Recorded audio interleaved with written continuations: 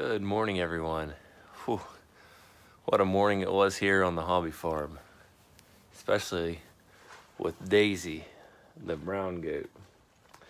So, come home last night. They had pushed their way around through this plastic around this post here and pushed through the staples I had securing it there. Well, had to chase them back into the barn last night. I got them put in. I fixed this temporarily, get the wall put back up.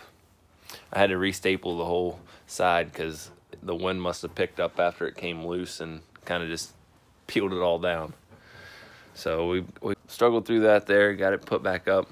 Well, then when I'm in here, I noticed Daisy would come running, jump up before I put this little top board in right there, jump over this onto this hay and get out.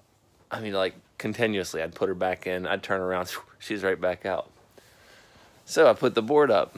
Well, then right outside their little entrance there, where I was short about 4 foot of wire, had a low spot. She's running, jumping over the fence, time after time again. So I had to fix that. I don't know, I guess she got a little taste of adventure and knew how to do it.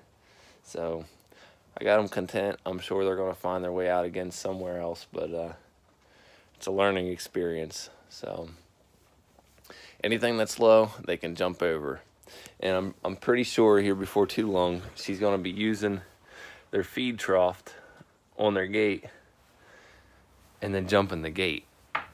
So time will tell how she'll escape next, but wanted to share that with you all this morning. It's a nice day today. Yesterday was pretty warm. Some rain came through, so everything's still a muddy mess, but not too cold out. Coming into January here, that's not too bad. But yeah, I don't know what we're getting into today, but I wanted to share that story with you. So the last 2 days, we've noticed our egg production's been down in the coop, but I've also been free ranging them. I think we only had last 2 days, I think there was 7 or 9 eggs in there, and I found the reason why.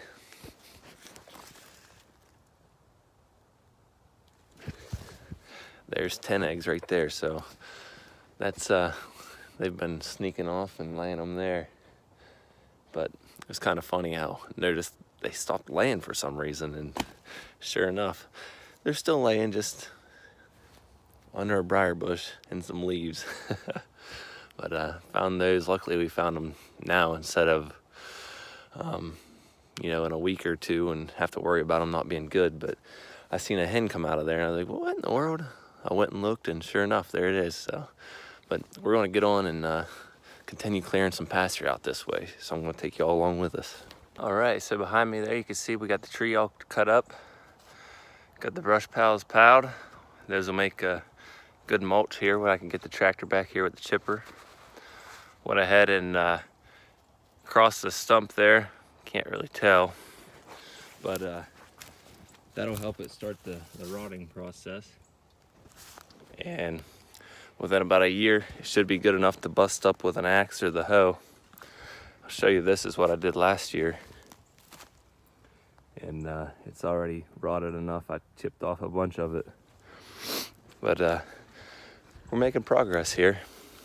Now, next, I think I'm gonna go ahead and cut this one out of there. This one, that small cherry tree with the top broken out of it.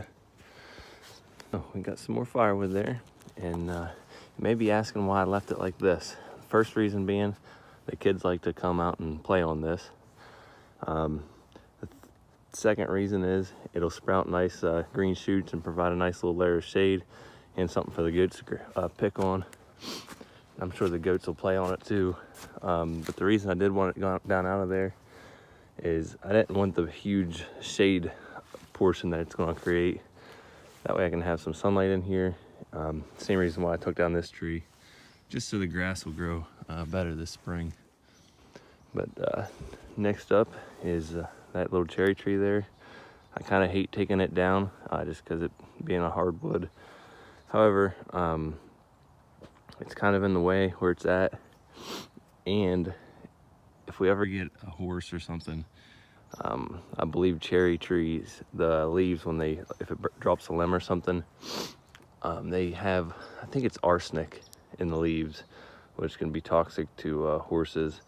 I don't know about goats or not, but it's something I'm not really wanting to gamble on, so it's coming down out of there. There we go, we got progress. We got a pile of wood there. We also got more land cleared. So, coming right along. Got some nice brush piles there. We'll mulch up into chips like this, and we'll use it in the barn. Nothing of the trees going to waste. Getting the most use out of it as we can. And getting land to farm on here. Making usable property. We're pretty much finished up for the day. The girls, they sure do enjoy those briars that have some greens on them still. Here we go. Got everything pretty much cut up in there. Now I'll just have to drag it and probably burn most of that stuff. It's just so fine and viney in there. I'll pile it up with a tractor maybe and burn it. Then we'll have access to that nice clearing down there. Well, I thank you all for following along our projects here, and please hit that like button. And if you're new to the channel, subscribe and follow us. We're always into something out here. But thanks again for all the support and the comments. I really appreciate it. Don't forget to head over to our Facebook page if you have that, and look us up on there, Ohio Hilltops Hobby Farm. I'd like to chat with y'all. So until next time, y'all take care.